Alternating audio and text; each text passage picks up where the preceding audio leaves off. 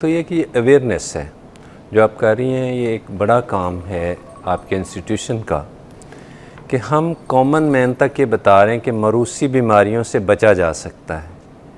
मरूसी बीमारियां वो होती जेनेटिक्स से जिनका बहुत पहले पता लगाया जा सकता है। इवन बिफोर बर्थ अगर दोनों पेरेंट्स में कोई डिफेक्ट्स हैं तो चांसेस हैं कि बच्चों में जाएंगे। कज़न मैरिजेस सर्टनली, जो आपने अच्छी बातें उसकी एलेबोरेट की हूँ, बिल्कुल सब एग्रीड हैं कि हर बंदा अपने नज़दीक तरीन बंदे को near one dear one, cousins हमेशा नंबर वन प्रायोरिटी होती। जिन्होंने किया है उन्होंने बड़ा नेक काम किया है एंड कीप इट अप। लेकिन अगर किसी फैमिली में या बहुत सारी फैमिलीज़ में, हमारे तो पिछले बहुत साल एक्सपीरियंस में, I have been head of institution at services Jinnah, तो इन अस्पतालों में मोस्टली वो लोग आते हैं कि बार बार कज़न मैरिज, एक ही नस्ल दर नस्ल, और कोई बुराई नहीं है। कज़न मैरिजेस बहुत खूबसूरत चीज़ है, मैरिज बहुत खूबसूरत है। नज़दीक तरीन बंदा जिसको आप जानते हैं उससे मैरिज करना बहुत ही अच्छी बात, जिसको आप जानते हैं उसके स्वभाव का, उसकी आदत का, उसकी हर चीज़ को। लेकिन हम जो आज जेनेटिक्स की बात कर रहे हैं ये साइंटिफिक है, ये 2 + 2 = 4 है। इसमें कोई भी आपको बरहक चीज़ है कि एक ख़ानदान में बार बार ब्लाइंड पैदा हो रहे हैं, एक ख़ानदान में बार बार डेफ पैदा हो रहे हैं, थैलासीमिया पैदा हो रहा है, सिस्टिक फाइब्रोसिस, मोर देन 6,000 से ज़्यादा जेनेटिक्स के डिसऑर्डर अब तक साइंस में नोन है। 500 से बीमारियां ज़्यादा का पता है, और इनमें से मेजॉरिटी मिसफिज़ा उनको होती है दर नस्ल उन्होंने स्क्रीनिंग भी नहीं कराई और वैसे ही शादी करते गए। ये लेमैनशिप, ये ब्लाइंडनेस, ये अंधा सौदा तो बिल्कुल नहीं करना चाहिए। तो आप कहने को ये कहना चाह रहे हैं कि अगर कज़न मैरिजेस में शादी करनी है तो वो जो टेस्ट वगैरह हैं जिससे पता चल जाता है कि इनके अंदर कोई मसला है या फिर लड़की में लड़के में, तो वो पहले एड्रेस हो जाए। टेस्ट इज़ इम्पॉर्टेंट अगर आप कज़न मैरिजेस करना चाहते हैं। बिल्कुल आप ठीक कह रही। अगर ऑलरेडी फैमिलीज़ में पिछले काफ़ी नस्लों तक कोई प्रॉब्लम नहीं है तो परहैप्स आपको कोई ख़ास चीज़ की ज़रूरत नहीं है। बहुत अच्छा है कि अगर आप ब्लड का एक छोटा सा टेस्ट करवा रहे हैं जिसमें थैलासीमिया है। अब थैलासीमिया मेजर वाला पेशेंट आम तौर पे चंद साल में दुनिया में से चला जाता है, सिस्टिक फाइब्रोसिस वाला चला जाता है, लेकिन वो जाता ही नहीं है। पूरे घर की जितनी इकोनॉमी है वो भी साथ वाश कर जाता है। अस्पतालों में इतनी महंगी दवाइयाँ, इतने महंगा ब्लड बार बार लगना, और पेरेंट्स कोई और नहीं कर पाते। ज़ाहिर अपनी औलाद, अपना हार्ट और सोल होती है, उसके साथ आप ज़िंदा होते हैं, उसकी हर फीलिंग के साथ आप ज़िंदा हैं, तो उसको आप ओवरलुक नहीं कर सकते। अब ये वो चीज़ें हैं जिसके लिए बहुत सारे टेस्ट मेडिकल में अवेलेबल हैं। प्लीज़ इसको साइंटिफिकली लें। अब बीमारियां देखें कि मैं चंद एक जो बहुत कॉमन आपको नोन है, ब्लड डिसऑर्डर्स हैं, क्लेफ्ट पैलेट है, क्लेफ्ट लिप है।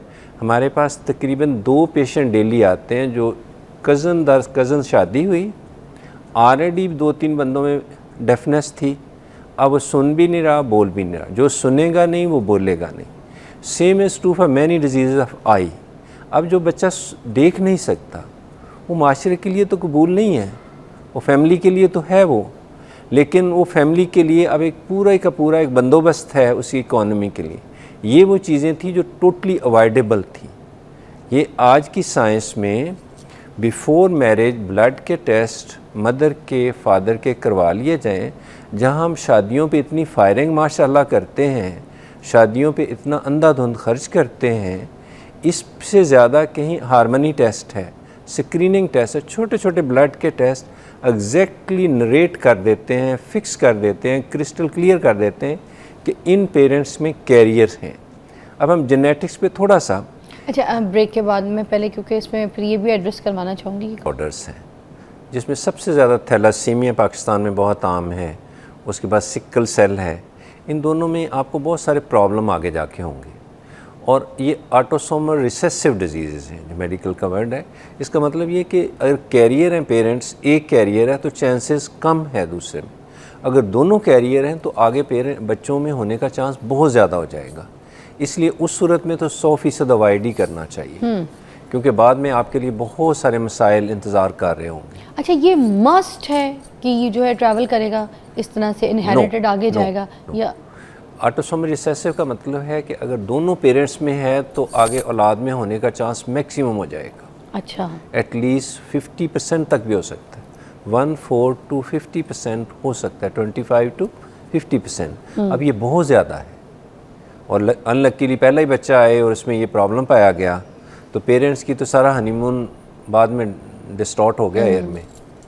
तो इसलिए पहले nip the evil in the bud, पहले एक छोटा सा टेस्ट, एक single penny, prevention is the mother of cure.